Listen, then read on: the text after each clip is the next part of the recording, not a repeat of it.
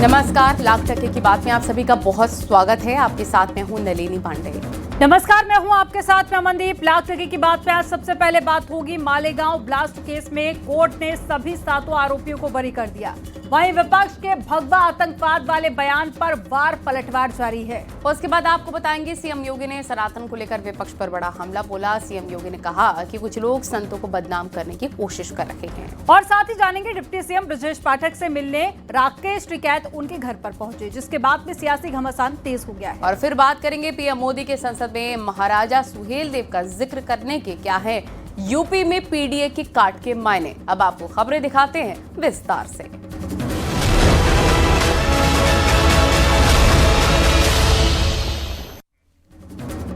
साल 2008 में मालेगांव ब्लास्ट हुआ था, जिसमें मुंबई की एनआईए कोर्ट ने बड़ा फैसला सुनाते हुए साध्वी प्रज्ञा समेत सभी 7 आरोपियों को बरी कर दिया है। वहीं कोर्ट के फैसले पर सियासत भी शुरू हो गई है। बीजेपी का कहना है कि भगवा आतंकवाद बताने वाली कांग्रेसी नेताओं को पूरे देश से माफी मांगनी चाहिए। देखिए रिपोर्ट।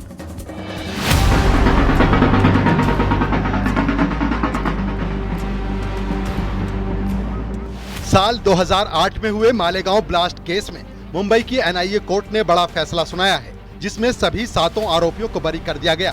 कोर्ट ने सबूतों के अभाव में सभी आरोपियों को बरी करने का फैसला सुनाया। साध्वी प्रज्ञा, कर्नल पुरोहित समेत 7 आरोपी बनाए गए थे, जिनके खिलाफ कोर्ट ने ठोस सबूत होने से इनकार किया है। बड़े बड़े जो गवाहदार थे वो मुकर गए।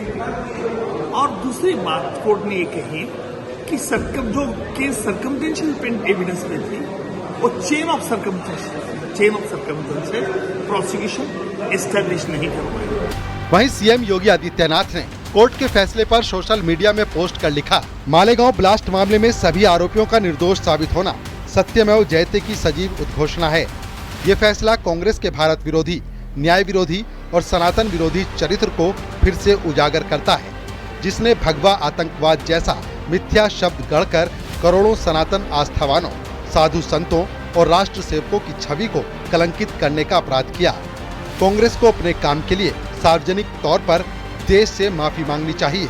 वहीं उमा भारती ने भी इसे लेकर कांग्रेस पर तीखा निशाना साधा। उन्होंने कहा कि राहुल गांधी के इशारे पर दिग्विजय सिंह ने भगवा आतंकवाद वाला झूठ बोला था। इस दौरान उमा भारती भावुक भी हो गयी। भगवा आतंकवाद की थ्योरी रची गई, जिसके जनक हमारे मध्य प्रदेश के पूर्व मुख्यमंत्री दिग्विजय सिंह जी थे, और वो राहुल गांधी के इशारे पर ये काम कर रहे थे।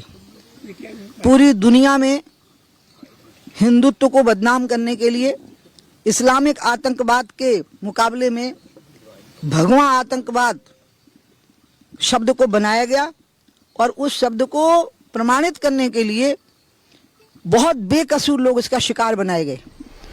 कांग्रेस नेता कमलनाथ का कहना है कि अब ये झूठ है या सच, कोर्ट ने अपना फैसला दे दिया है, अब इस पर चर्चा क्यों की जाए। अब ये झूठ है या सच है, कोर्ट ने तो फैसला दे दिया, तो इस पर हम चर्चा क्यों करें। अब ये झूठ है या सच है, कोर्ट ने तो फैसला दे दिया, तो इस पर हम चर्चा क्यों करें। वहीं कांग्रेस नेता दिग्विजय सिंह का कहना है कि उन्होंने भगवा आतंकवाद कभी नहीं कहा। इस केस में आरएसएस का हाथ नहीं था। मैं फिर से दोहरा रहा हूं कि मुंबई के आतंकवादी हमले में आरएसएस का हाथ नहीं था। जो मेरे पे जो आरोप लगाए जाते हैं बिल्कुल गलत है। उन्होंने बोला कि हिंदू टेररिस्ट नहीं होते हैं। बिल्कुल नहीं होते हैं। बात यह है, किसने कहा कि हिंदू टेरर और इस्लाम टेरर? ये आतंकवादी गतिविधियां जो होती हैं, ये नफरत का जो आज धर्म में जोड़ा जाता है। वहीं बीजेपी सांसद रवि किशन ने कहा कि अब कांग्रेस नेताओं को अपने झूठ के लिए माफी मांगनी चाहिए। बहन हमारी दीदी प्रज्ञा, साध्वी प्रज्ञा मेरे बगल वाली सीट में वहीं बैठती थी पिछले सदन में। पैरालाइज, उनका शरीर तो पूरा वेजिटेबल कर दिया। और बाकी अक्यूजों के परिवार के साथ 17 साल में क्या होगा, उनके बच्चों की जिंदगी पे क्या होगा, वो माता पिता उन पर क्या बीती होगी, जिनके बच्चे सारे, जिनको आरोप मढ़ा गया था, आज उनका जवाबदेही उस 17 साल कौन लौटाएगा उनकी लाइफ से। तो कांग्रेस की जितने आला कमान जो नेता रहे, जिन्होंने भगवा आतंकी शब्द दिया गया था, उनको जवाब देना है। मालेगांव ब्लास्ट केस में सही फिंगरप्रिंट न होने की बात सामने आई। इसके अलावा ब्लास्ट में बम और आरडीएक्स का इस्तेमाल न होने की बात कही गई। कोर्ट का कहना है कि शक के आधार पर किसी को दोषी नहीं ठहरा सकते। Bureau report, news 18, Uttar Pradesh, Uttarakhand.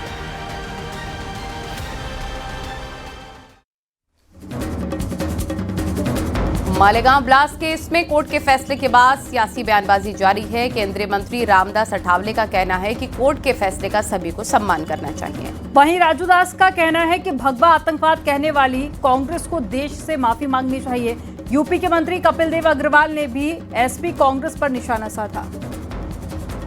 कई सालों तक केस चलती रही थी और मालेगांव 19 साल तक मतलब इसकी चर्चा चलती रही, लेकिन आखिर में मतलब कोर्ट को मतलब उनको बरी करने का निर्णय इसलिए लेना पड़ा है कि वहाँ जो एविडेंसेस जो उनको मिलना चाहिए था, कोर्ट में प्रोड्यूस करना चाहिए था, ऐसे एविडेंसेस उनको मिले नहीं कि भाई इनका जो आरोपी थे उनका इसमें संबंध है, तो इसीलिए जो भी कोर्ट का निर्णय उसको मानना पड़ेगा। जिस प्रकार से सनातन पे भगवा आतंकवाद मढ़ा गया, आज दूध का दूध पानी का पानी हो गया। क्या सोनिया गांधी, क्या शिंदे साहब, क्या कांग्रेस पार्टी माफी मांगेगी? 7 लोगों के जीवन को बर्बाद करने वाली कांग्रेस पार्टी जिस प्रकार से साध्वी प्रज्ञा से लेकर और भी 6 लोग थे, उनके साथ जिस प्रकार से दुर्व्यवहार हुए और सनातन पे टिप्पणी किया गया, क्या सनातनी आतंकवादी हो सकते हैं? लेकिन कांग्रेस ने इस शब्द को बदनाम करने का काम किया, षड्यंत्र करने का काम किया, तो कांग्रेस भी बेनकाब हुई है। साध्वी प्रज्ञा सहित सारे वो सब लोग जिनको दोषी करार देने का काम किया गया, वो सब लोग आज उससे मुक्त हुए, दोष से मुक्त हुए। उनको बिना किसी सजा के, बिना किसी अपराध के निर्दोष साबित करते हुए उनको मुक्त करने का काम किया। निश्चित रूप से हम सब के लिए सौभाग्य का विषय भी है। और ऐसे षड्यंत्रकारी, चाहे कांग्रेस हो, चाहे समाजवादी पार्टी हो, जो लगातार तुष्टीकरण के लिए किसी भी सीमा तक, किसी भी हद तक जा सकते हैं, ऐसे सब लोग बेनकाब होने का काम हुआ।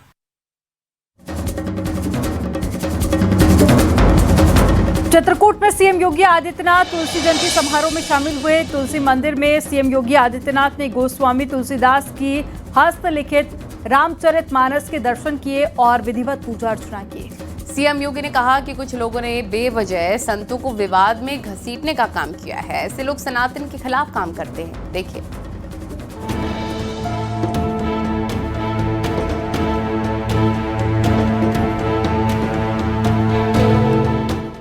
चित्रकूट में सीएम योगी तुलसी जयंती समारोह में शामिल हुए। उन्होंने तुलसी मंदिर पहुंचकर गोस्वामी तुलसीदास की हस्तलिखित रामचरितमानस के दर्शन किए और विधिवत पूजा अर्चना की। सीएम योगी ने संत मोरारी बापू की कथा में भी शिरकत की। इस मौके पर श्रद्धालुओं की भारी भीड़ मौजूद रही। इस मौके पर सीएम योगी ने सनातन पर कहा कि कुछ लोग संतों को बेवजह विवादों में खींचना चाहते हैं। अनावश्यक रूप से पूज्य संतों को विवादित करने का प्रयास होता है, अनावश्यक रूप से, क्योंकि जिनका पूरा जीवन ही विवादित है, वे पूज्य संतों को भी विवादित करने का प्रयास करते हैं।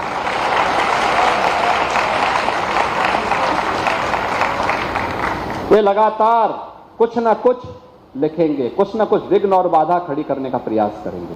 सीएम योगी ने कहा कि सनातन के लिए सबको आगे आना चाहिए, क्योंकि सनातन ही भारत की पहचान है। सनातन धर्म के लिए, इस देश के लिए, भारत की एक समृद्ध विरासत के संरक्षण के लिए हम सबको मिलकर के कार्य करना होगा, मिलकर के काम करना होगा। चित्रकूट में सीएम योगी के पहुंचने पर जय श्री राम के उद्घोष गूंजे। वहीं सीएम योगी ने गवीना कृषि विज्ञान केंद्र में तुलसी प्रतिमा का अनावरण किया। मानस मंदिर और तुलसी कुटीर में पूजा के दौरान श्रद्धालुओं की भारी भीड़ उमड़ी। Bureau report, news 18।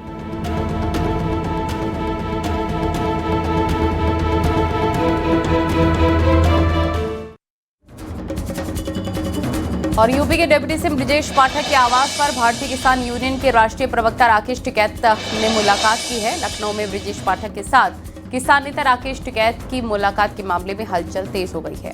और इन मुलाकातों को यूपी चुनाव 2027 की रणनीति से जोड़कर देखा जा रहा है। जाट राजनीति को साधने के लिए लगातार प्रयास किए जा रहे हैं। हालांकि बीजेपी नेता इस मुलाकात को एक शिष्टाचार भेंट बता रहे हैं। आपको रिपोर्ट में दिखाते हैं।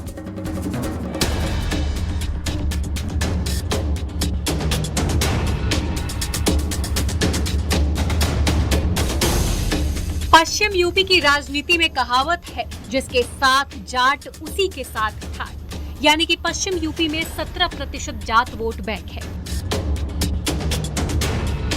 ये वोट बैंक 45 से 55 सीटों पर निर्णायक साबित हो सकता है। विधानसभा की 90 सीटों पर जाट वोट बैंक का असर दिखता है। अब राकेश टिकैत की डिप्टी सीएम ब्रजेश पाठक से मुलाकात ने सियासी हलचल तेज कर दी है।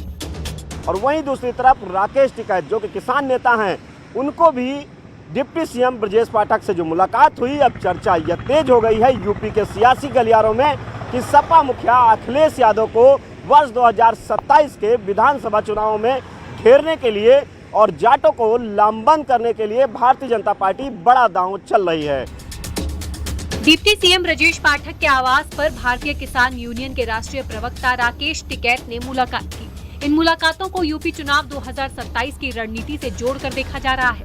हालांकि बीजेपी नेता इस मुलाकात को शिष्टाचार भेंट बता रहे हैं। राकेश टिकैत किसान नेता हैं, श्री ब्रजेश पाठक जी माननीय डिप्टी सीएम हैं, तो मुलाकात तो हो ही सकती है, उसका कोई विषय नहीं, अच्छा है।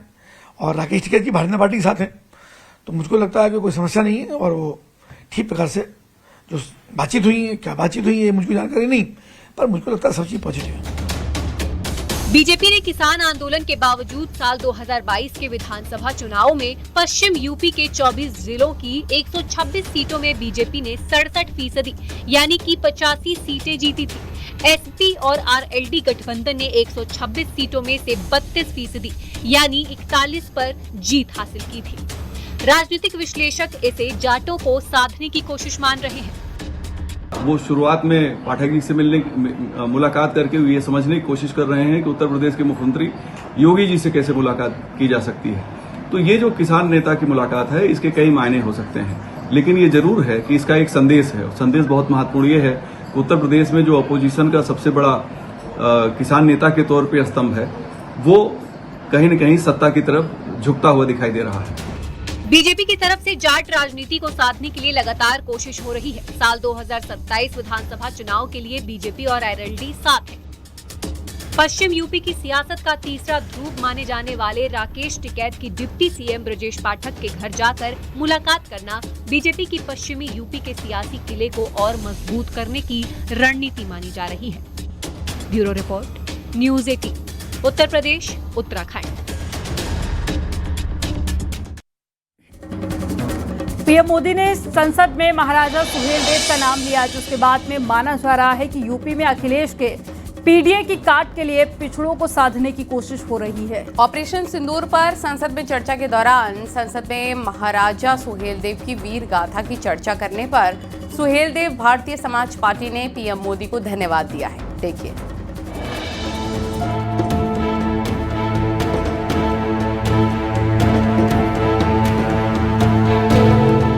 ऑपरेशन सिंदूर पर संसद में चर्चा के दौरान संसद में महाराजा सुहेलदेव की वीर गाथा की चर्चा करने पर सुहेलदेव भारतीय समाज पार्टी ने पीएम मोदी को धन्यवाद दिया है। आजादी के 76 साल बाद महाराजा शिवाजी महाराज, चक्रवर्ती सम्राट राष्ट्रवीर महाराजा सुहेलदेव राजभर की चर्चा जब सदन में होती है, जब नाम का जिक्र होता है, तो दुनिया में उनके मानने वाले लोगों को के अंदर खुशी की लहर होती है। और ये देश के प्रधानमंत्री जी पहली बार, आजादी के बाद पहली बार कोई देश की संसद में कोई प्रधानमंत्री संसद में देश के राष्ट्र नायकों का नाम ले रहा। मैं तो देश के प्रधानमंत्री को धन्यवाद दूंगा, आभार व्यक्त करूंगा कि उन्होंने राष्ट्र नायकों का परिचय देश के संसद में कराने का काम किया। लोकसभा में ऑपरेशन सिंदूर पर चर्चा के दौरान अखिलेश यादव ने बड़ी रणनीति के तहत सलेमपुर सांसद रमाशंकर राजभर को आगे कर बड़ा दांव खेला। एसपी की ओर से चर्चा की शुरुआत रमाशंकर राजभर के जरिए कराई गई। इसके साथ ये संदेश देने की कोशिश की गई कि एसपी लगातार पीडीए चेहरों को आगे बढ़ा रही है। उत्तर प्रदेश में 2027 में विधानसभा चुनाव होने हैं। ऐसे में तमाम राजनीतिक दल समीकरण को साधने की कोशिश करते दिख रहे हैं। महाराजा सुहेलदेव जी ने बहराइच के अंदर गाजी सालार का भी वध हर हर महादेव के नारे के साथ किया था। तो ये हमारे महापुरुषों का विजय का उद्घोष भी है। कांग्रेस समाजवादी पार्टी के लोगों को ये अन्यथा लगता है तो लगे, जो हमारा धार्मिक नारा है, जो हमारा सामाजिक नारा है, हर हर महादेव कहने में हमको कतई संकोच नहीं है। पिछड़ा और दलित समुदाय को अपने पक्ष में लाने की कोशिश में बीजेपी जुटी है। ऐसे में उन तमाम वर्गों को साधने के लिए लगातार हर स्तर के नेता काम कर रहे हैं। एक तरफ बीजेपी ने संगठनात्मक चुनाव में पिछड़ा एवं दलित समुदाय को खासी तरजीह दी, वहीं अब पीएम मोदी प्रदेश की राजनीति में अहम माने जाने वाले राजभर समुदाय को साधने की कोशिश करते दिख रहे हैं। बीजेपी का प्रदेश से लेकर जो केंद्रीय नेतृत्व है और भारतीय जनता पार्टी के सबसे बड़े नेता प्रधानमंत्री नरेंद्र मोदी ने जब संसद में सुहेलदेव राजभर का नाम लिया, उससे उत्तर प्रदेश ही नहीं बल्कि बिहार में भी राजभर वोट बैंक को साधने की बीजेपी ने बड़ी कोशिश की है। कैमरामैन मनोज शाही के साथ संकेत Mishra, news 18 Lucknow.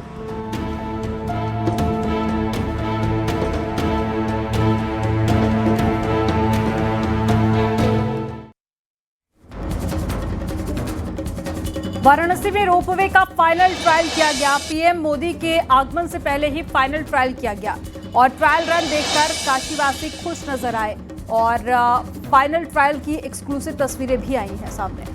Cantt station से रथ यात्रा तक रोपवे का ट्रायल हुआ है। देश की पहली अर्बन ट्रांसपोर्ट रोपवे का काशी में आगाज होने वाला है और कमीशनिंग ट्रायल के बाद अक्टूबर में सेवा शुरू हो सकती है।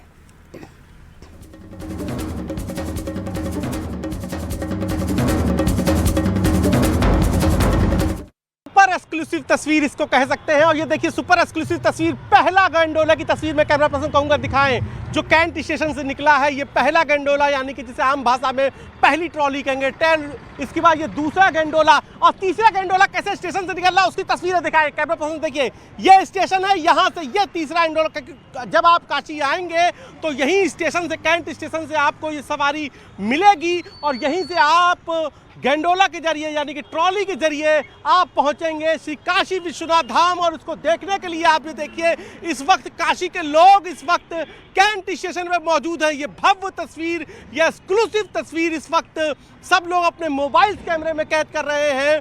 प्रधानमंत्री को 2 दिन बाद काशी आना है, 2 अगस्त को प्रधानमंत्री नरेंद्र मोदी को काशी आना है और आप ये देखिए पूरे पुल पर इस वक्त ट्रैफिक रुक गया है। मैं आपको दिखाऊं, पूरे पुल पर इस वक्त ट्रैफिक रुका हुआ है।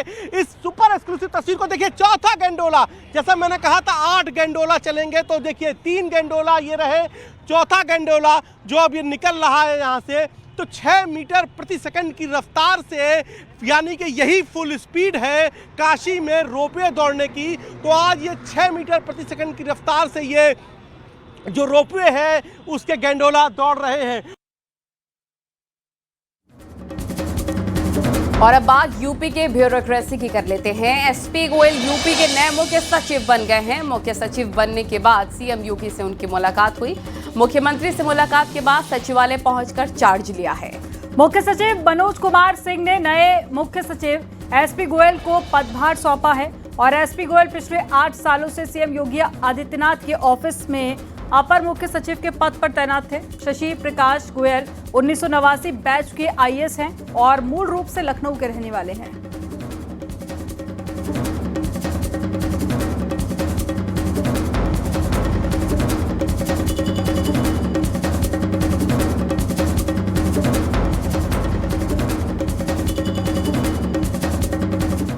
उन्हीं को आगे बढ़ाएंगे पूरे मनोयोग से।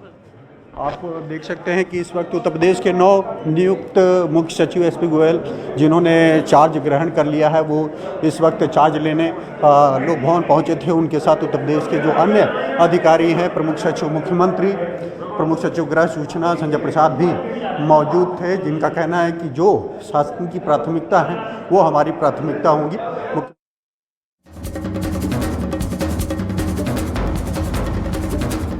तो ये बड़ी खबर आपको बता रहे हैं, एसपी गोयल यूपी के नए मुख्य सचिव बन गए हैं। मुख्य सचिव बनने के बाद की उनके सीएम योगी से मुलाकात की तस्वीरें हम आपको दिखा रहे हैं।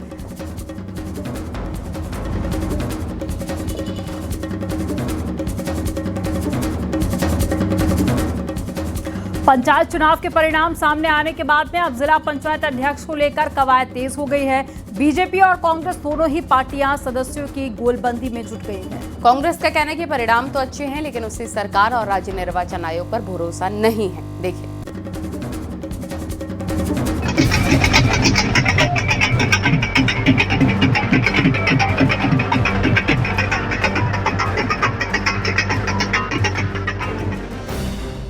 गुरुवार को को मतगणना शुरू होते ही बीजेपी और कांग्रेस के रणनीतिकार गुणा भाग में जुट गए थे। धीरे धीरे रुझान आना शुरू हुए तो सियासी दलों में हलचल भी उसी के साथ तेज होने लगी। सबकी नजर थी जिला पंचायत सदस्यों पर, क्योंकि अब इनके समर्थन से ही 12 जिलों में जिला पंचायत अध्यक्ष चुने जाएंगे। कांग्रेस प्रदेश अध्यक्ष करण महाराज सुबह से ही कांग्रेस भवन पहुंच गए थे, जहां से वो लगातार पूरे प्रदेश का अपडेट ले रहे थे। महाराज ने कहा कि रुझान तो अच्छे हैं, लेकिन उन्हें राज्य निर्वाचन आयोग और राज्य सरकार पर भरोसा नहीं है। देखिए, टारगेट तो हमेशा सारी सीटों को जीतने का रहता है। हम कोशिश कर रहे हैं, रिजल्ट्स पे हमारी नज़र है। अच्छी सीटें जिला पंचायत की हम जीत रहे हैं, लेकिन सरकार और इलेक्शन कमीशन पर भरोसा नहीं। बीजेपी ऑफिस में भी खासी चहल पहल थी। पार्टी की ओर से चुनाव का जिम्मा संभाले ज्योति प्रसाद गैरोला सुबह से ही अपनी टीम के साथ गुणा भाग में जुटे हुए थे। खबरें लगातार जारी, रुकेंगे छोटे से ब्रेक के लिए। आप देखते रहिए न्यूज़ 18।